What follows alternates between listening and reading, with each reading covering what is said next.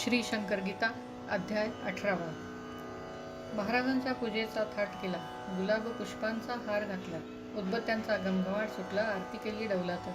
साष्टांग केला नमस्कार. मस्तक ठेवले चरणावर. महाराजांनी हात डोक्यावर फिरवून कवटाळले मज. घट्ट धरले महाराजांनी मम मस्तक त्यांच्या हृदया भिडूनी. शरीर मम गेले मोहरुनी. आनंद लाटा उसळल्या. महाराज इतके प्रसन्न दिसत. 17 अध्याय जे लिहिले असत ते महाराजांना अगदी पसंत पावती याची यामध्ये. आता फलश्रुतीचा अध्याय लिहावा. फलश्रुती असे काय सांगितली तुझ तीच लिहिली जाय. लेखणी माझ्या हातात. महाराजांचे धरुनी पाय. फलश्रुतीचा हा अध्याय. येथे पहा सुरू होय दिव्य सुगंध दरवळला. जेथे सुगंध दरवळतात तेथे महाराजांचे वास्तव्य असत. हे ठेवावे लक्षात. नमस्कार करावा. गुरु करावा असता लागत म्हणून लोक गुरु करत. काय महिमा गुरुचा असत ठाऊक नसतो लोकांना. गुरुचा अगाध असे महिमा. गुरुच्या महत्वास नसे सीमा. गुरुच्या थोरवीस कसलीच उपमा देता येत नसेच. शास्त्र आहे सांगत गुरु प्रत्यक्ष ब्रह्मदेव असत. गुरु विष्णूच साक्षात. गुरुच भगवान शंकर. हे तीनच देव मुख्य असत. हे देवही तिन्ही गुरु होतो. गुरुत हे तीनही देव दिसत. एवढे महत्व गुरुला. पूजा केली जर गुरूंची. पूजा होत या तिन्ही देवांची. जरुरी न वेगळी पूजा करण्याची. स्पष्ट अगदी होत असे. ब्रह्मा विष्णू महेशाहून अधिकार गुरूंचा थोर असून. यालाही असे शास्त्रवचन. शास्त्र सांगते पहा की ब्रह्मा विष्णू महेशांनी शाप जर दिला राघवनी. सोडवण्यास त्या शापातून समर्थ केवळ गुरुच. गुरुनीच जर शाप दिला त्या शापातून सोडवण्याला ब्रह्मा विष्णू महेशाला सामर्थ्य नाही मुळीच.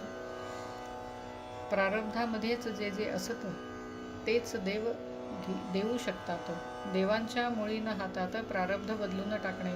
प्रारब्धात जे लिहिले असत ते आपण होऊन होतसे प्राप्त. न मागताही ते असे मिळत. जरुरीच काय देवाची. गुरूंचे मात्र असे नसत. गुरु प्रारब्ध बदलतात. मनास येईल ते देतात. प्रारब्धात असो नसो. गुरुचा असा दिव्य महिमा. या महिम्याला नाही सीमा.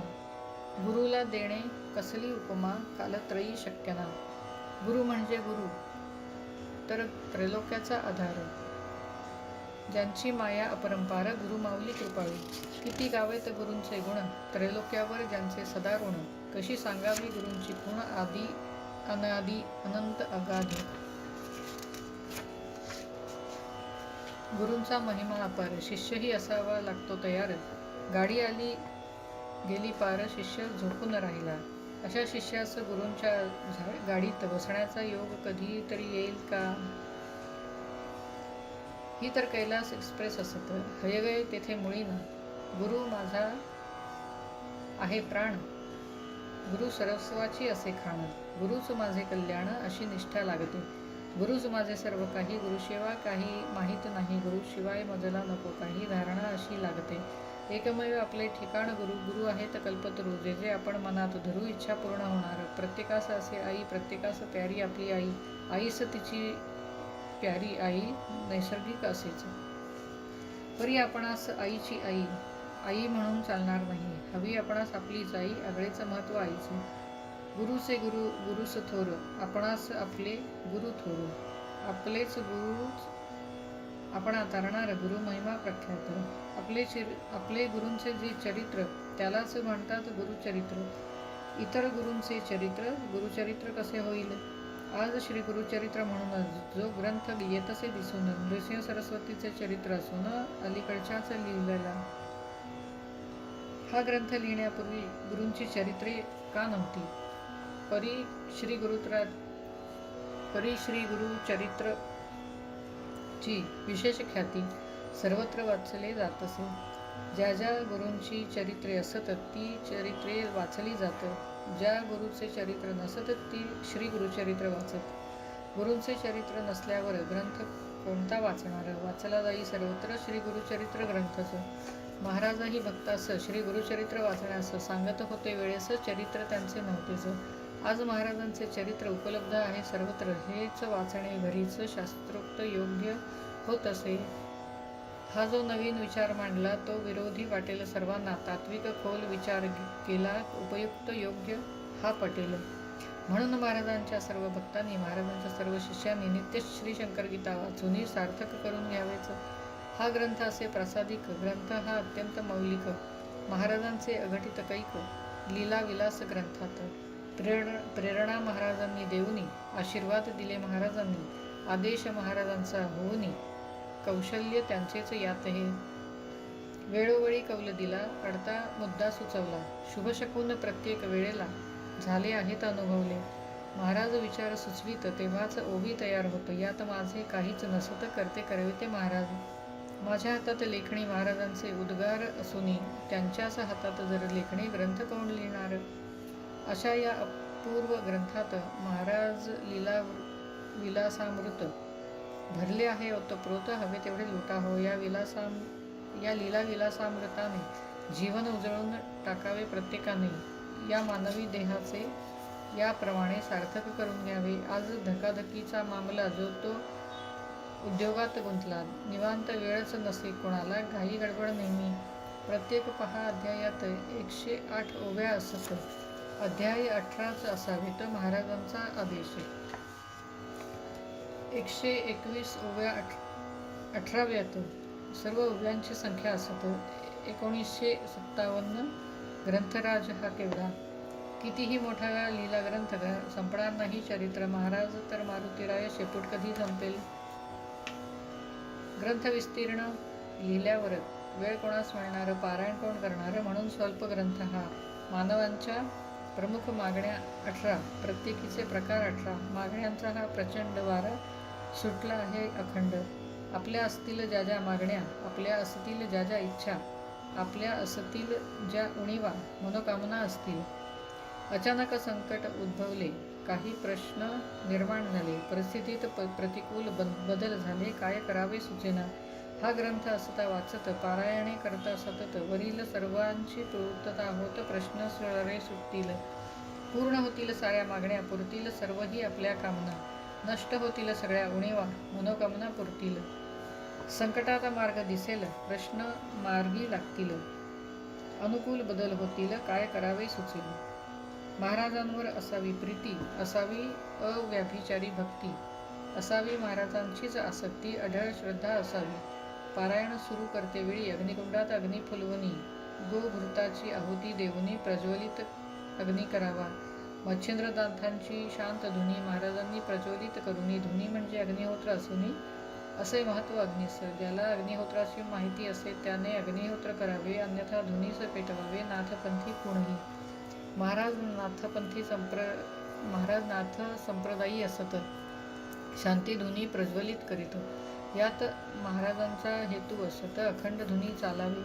पारायण जेथे सुरू होतं महाराज तेथे असतात जातात. महाराजांसाठी लागत एक पाठ स्वतंत्र.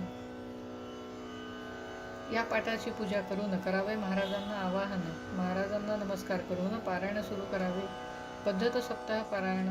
प्रथम दिनी ग्रंथ महाराज पूजून पहिले 2 अध्याय वाचून नैवेद्य आरती करावी. पुढील 5 दिवसात रोजी 3 अध्याय वाचावेत. 7व्या दिवशी एकच अध्याय 18वा वाचावा.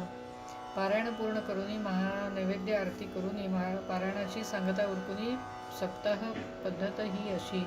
रोज 1 अध्याय वाचन. 18 दिवसात पारायण. रोज वाचिता 2 अध्याय. पारायण 9 दिवसात. वाचणे अध्याय रोज 3. 6 दिवसाचे पारायण. रोज 6 अध्यायांचे वाचन. पारायण 3 दिवसात.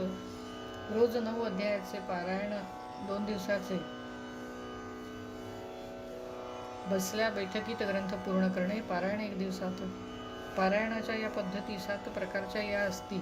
आपणास सोयीची वाटेल ती अनुसरावी पद्धत. बसल्या बैठकीत पारायण करणे सहज शक्य असून बाकीच्या पद्धती याहून असती सुलभ अत्यंत. नोंद ठेवावी पारायणांची असे ती तुमच्याच कल्याणाची. किती पारायणात काय घडले याची कल्पना तुम्हास येईल. या ग्रंथाचे पारायण पहिले अगदी निष्काम केले पाहिजे. यातून आपणास सूचना मिळेल त्याप्रमाणे करावे. नंतर करून कामना करावे पुढील पारायण. या पारायणातून आपणास सूचना काही मिळतील. आपली कामना पूर्ण होणे यास्तव किती करावीत पारायणे. सांगतील महाराज स्पष्टपणे. आज्ञेप्रमाणे करावे. पारायणे करील जो श्रद्धावंत, प्रकटेल पुढे भगवंत, दिसतील महाराज मूर्तिवंत. याहून काय हवे हो. हा शाश्वत लाभ महान अपूर्व अत्यंत मौल्यवान, अशाश्वत लाभ पुढे लहान पदार्थ केवळ. मौल्यवान लाभ मिळे ज्यामुळे त्यापासून क्षुल्लक लाभ का न मिळे. सागरी अथांग जल भरलेले सुळभर जल का न मिळे. प्रत्येक अध्याय या ग्रंथातील विशिष्ट कामना करील सफल. महाराज दृष्टांतात सांगतील कोणता अध्याय वाचावा. संपूर्ण ग्रंथाच्या पारायणात संपूर्ण कामनांची हमी असत. ग्रंथाचे वैशिष्ट्य असत सकल कामना पूर्ती हे. महाराज अनेकांना मंत्र देत. शिष्य मंत्र ऐकतात आणि तसेच स्वस्थ बसतात. काही त्यांना माहीत नसेच. गुरु जेव्हा मंत्र देतात तो साधना करण्यासाठी असत. नित्य साधना असता करत सार्थक होई जन्माचे सुवर्ण होण्यास. गुरु देतात मंत्र परीस, झोपला परीस घेऊन उशास. काय उपयोग मंत्राचा.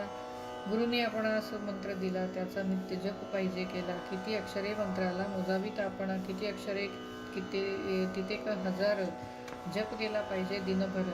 नित्य जप एवढा करणे जर शक्य नसेल आपणा.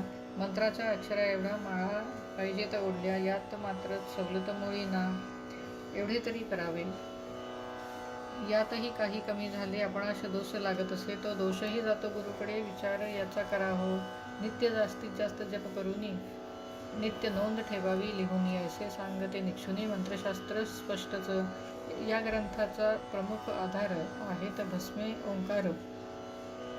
परमार्थिक त्यांचा अधिकार महाराजांप्रमाणे. 1980 हे चरित्र लिहिण्यास मी विचारित. त्यावेळी भस्मे काही न बोलत 8 वर्षांनी म्हणाले, आमच्या महाराजांचे चरित्र तुम्ही का नाही लिहित. मी विचारले, तुम्हा असत 8 वर्षापूर्वी हे. तेव्हा महाराजांचा आदेश नसत. आज महाराजांचा आदेश असत. ग्रंथ लिहिण्याचे निश्चित होत. पुण्यास गेलो दोघेही. दर्शन घेतले समाधीचे. निवेदन केले ग्रंथाचे. आशीर्वाद घेऊनही महाराजांचे अनेकांना भेटलो. ज्या गावात महाराजांचे भक्त त्या गावात जाऊन माहिती अनुभव मिळवीत अगदी सर्वांस भेटलो. भस्मे लहानपणापासून महाराजांच्या संगतीत असून केली अपार सेवा मनापासून. भक्त एकनिष्ठते 20 वर्षांपासून भस्मेचा माझा परिचय असून महाराजांसंबंधी अधूनमधून माहिती सांगत होते ते. नुसते महाराजांचे नाव काढता भस्मे गहीवरून येतात ऐकता. एवढी महाराजांची एकरूपता त्यांचीच आहे झालेली. विविध पुस्तके मजशी देणे, विविध माहिती सांगणे, अनेकांना भेटवून आणणे तळमळ त्यांना अत्यंत. प्रत्येक अध्याय होता लिहून त्यांना दाखवितो मी वाचून. भस्मे जातात आनंदून संतुष्ट अत्यंत होतात. प्रत्यक्ष महाराज संतुष्ट होत त्यातूनही पावती मज मिळत. या ग्रंथाचे सर्व श्रेय असत भस्मे यांनाच. यामुळे शशिकांत महादेव देव महाराज चरणी त्यांचा भाव. महाराजांच्या कार्यास सदैव तत्पर अत्यंत असती ते. त्यांनी आपल्या मोटारीतून पुण्यात अनेक ठिकाणी नेऊन भेटीगाठी करवून मुलाखती घडविल्या. पुण्याहून अनेक गावातून आम्हास ठिकठिकाणी नेऊन माहिती मिळावी म्हणून देव सहकार्य असे हे. जसे सुईवर बांधावे नगर किंवा हाती घेऊन घागर भरावा सागर असे महाराज चरित्र. घरात चालताही येईना करी मोठ्याने वल्गना. करीन पृथ्वी प्रदक्षिणा असे महाराज चरित्र. नित्य 2 प्रहराची भ्रांत म्हणे जगास करीन तृप्त. देईन पक्वान्ने समस्त ऐसे महाराज चरित्र. शक्य का रविकिरणे मोजणे नभीची नक्षत्रे तारांगणे. सागर खोली सांगणे ऐसे महाराज चरित्र. उंची किती आकाशाची लांबी किती पृथ्वीची. गती हे किती वायूची ऐसे महाराज चरित्र. असंख्यांचे अनुभव असंख्य अनुभवांच्याही छटा असंख्य. महाराजांच्या कृती असंख्य सर्व गुंफणे अशक्य. पंगू लंघयते गिरी मुकम वाचालम करोती असे फलश्रुती महाराजांच्या कृपेची. सोमवार सप्टेंबर 28, 1987 सन.